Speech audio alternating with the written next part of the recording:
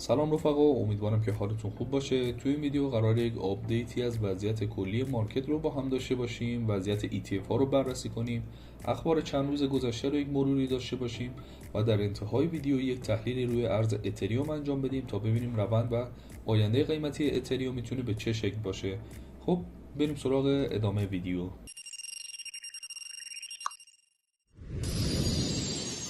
همونجور که مشاهده می‌کنی امروز ما یک موج سودی رو داخل مارکت شاهد هستیم و ارزها تونستن توی 24 ساعته گذشته عملکرد خوبی رو داشته باشن و رشدهای 2 تا 5% رو تجربه کنن. این بین ارزهایی هم بودن مثل ارز TRX که نتونستن رشد و صعودی داشته باشن و ریزش‌های مختصری رو تجربه کردن که اینجا میتونید اونها رو شما مشاهده کنیم. خب حالا بریم سراغ بیت کوین و یک بررسی هم خود بیت کوین رو داشته باشیم. قیمت بیت کوین امروز روی عدد $112,000 هستش. رنج 24 ساعته گذشته بیت کوین بین محدوده های 109,257 و 112,293 بوده.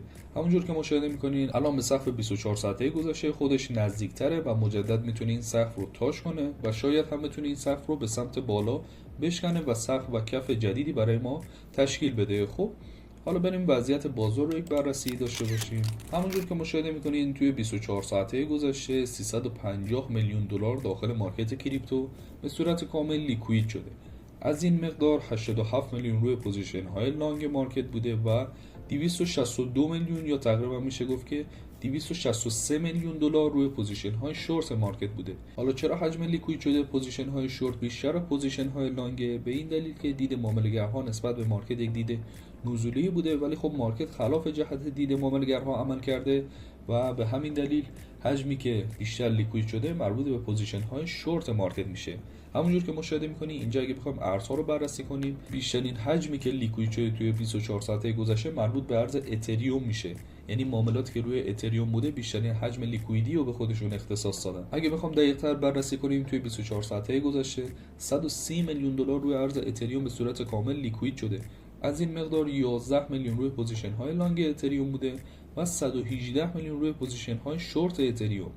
و اگه بخوام ارزهای دیگه رو هم بررسی کنیم، اینجا بیت کوین رو میتونیم مشاهده کنیم که توی 24 ساعته گذشته 52 میلیون حجم سرمایه روی ارز بیت کوین به صورت کامل لیکوید شده. رتبه 3 اینجا ارز سولانا رو مشاهده میکنیم که توی 24 ساعته گذشته تقریبا 38 میلیون دلار حجم سرمایه روی ارز سولانا به صورت کامل لیکوید شده. حالا اگه بخوام بررسی کنیم ببینیم این حجم‌های لیکوید شده بیشتر تو چه صرافی هایی بوده، اینجا شما میتونید هایپر لیکوید رو مشاهده کنین که رتبه اول رو به خودش اختصاص داده و توی 24 ساعته گذشته تقریبا 143 میلیون دلار سرمایه لیکوید شده رو به خودش اختصاص داده. رتبه دوم مربوط به صرافی بای بیت میشه که 69 میلیون دلار و تقریبا میشه گفت که 70 میلیون دلار حجم لیکوید شده رو به خودش اختصاص داده و رتبه سوم هم مربوط به صرافی بایننس میشه که توی 24 ساعته گذشته 68 میلیون دلار حجم سرمایه داخل این صرافی به صورت کامل لیکوید شده.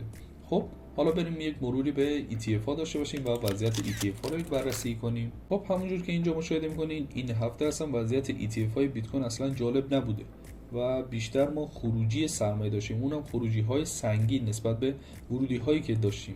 همونجور که مشاهده میکنین دیروز خروجی سنگین 418 میلیون دلاری داشتیم از بحث ETF های بیت کوین و این نشون میده که این هفته روند ETF های بیت کوین نزولی بوده و ما بیشتر خروجی سرمایه روی بحث ETF های بیت کوین رو شاهد بودیم. خب بریم یک مروری هم ETF های اثبات اتریوم رو با هم داشته باشیم. ETF های اتریوم هم به همین شکل، ولی خب به نسبت ETF های بیت کوین خروجی بیشتری رو این هفته داشتن. همونجور که مشاهده می‌کنین دیروز هم یک خروجی 248 میلیون دلاری رو ما روی بحث ETF های اتریوم شاهد بودیم و اینجا همونجور که مشاهده می‌کنین توی این هفته فقط 2 روز ورودی سرمایه ما داشتیم که ورودی های 213 میلیون دلاری و 47 میلیون دلاری بوده که نسبت به خروجی هایی که داشتیم توی این هفته اصلا یک عدد ناچیزی محسوب میشه.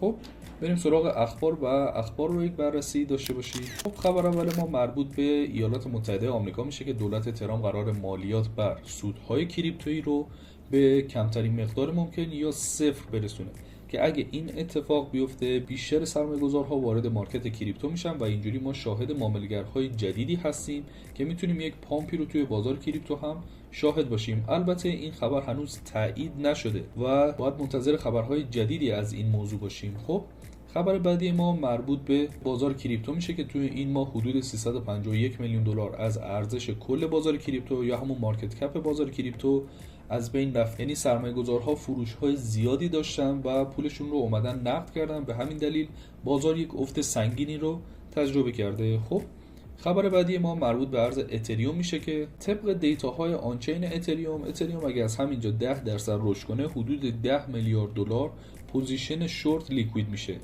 یعنی 10 میلیارد دلار پوزیشن شورتی که روی اتریوم بسته شده با 10% رشد اتریوم به صورت کامل لیکوید میشن که این حجم لیکوید شده میتونه باعث شورت اسکویز بشه. یعنی چی؟ یعنی پوزیشن های شورتی که هستش روی اتریوم مجبور به بستن بشن و قیمت بیشتر بالا بره. پس به این نکته توجه داشته باشین. حالا از طرف دیگه اتریوم شاید از همینجا یک ریزشی رو داشته باشه و این لیکویدی ها اتفاق نیفته، که برای اینکه دقیق‌تر این موضوع رو متوجه بشیم انتهای ویدیو اون رو روی تحلیل اتریوم با هم بررسی می‌کنیم که چه اتفاقی قراره بیفته. خب خبر بعدی ما مربوط به دارایی‌های تحت مدیریت در صندوق‌های بازار پول میشه که به رکورد جدید 7.7 تریلیون دلار رسیده. حالا اگه بخوام این دارایی‌ها رو به صورت ساده‌تر بهتون توضیح بدم، سرمایه‌هایی هستن که فعلا جای امنی نگهداری میشه و وارد بازارهای پر ریسک مثل کریپتو و سهام هنوز نشدن. به همین دلیل با کاهش نرخ بهره توسط فدرال رزرو که ما داشتیم، این نقدینگی میتونه به سمت دارایی‌های پر ریسک مثل ارزهای دیجیتال و بازارهای سهام بیاد که این میتونه یک پامپی رو داخل این بازارها ایجاد کنه. پس حتما به این نکته توجه داشته باشین. خب حالا با هم بریم روی چارت و وضعیت اتریوم رو یک بررسی داشته باشیم.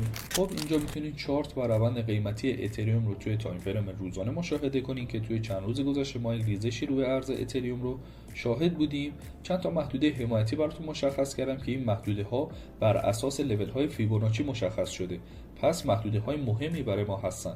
خب انتظاری که ما از اتریوم داریم اینه که بیاد این محدوده اول حمایتی خودش رو تاچ کنه و 10 تا 15 کندل 4 ساعته روی محدوده رنج بزنه و مجدد بتونه صعودی رو داشته باشه. این در صورت اینه که به شما تثبیت هم داده بشه، پس حتما این نکته رو رعایت کنید. نکته که اینجا هست، اتریوم میتونه از همینجا مجدد صعود خودش رو ادامه بده، ولی خب در صورت اینکه به این محدوده حمایتی مهم ما شادو زده بشه که نشون دهنده برداشت نقدینگی هستش و مجدد میتونه بیاد و به روند صعودی خودش ادامه بده. تارگت هایی که برای اتریوم در نظر داریم محدوده های 5565 و محدوده های 6720 که این تارگت های بلند مدت برای ارز اتریومه.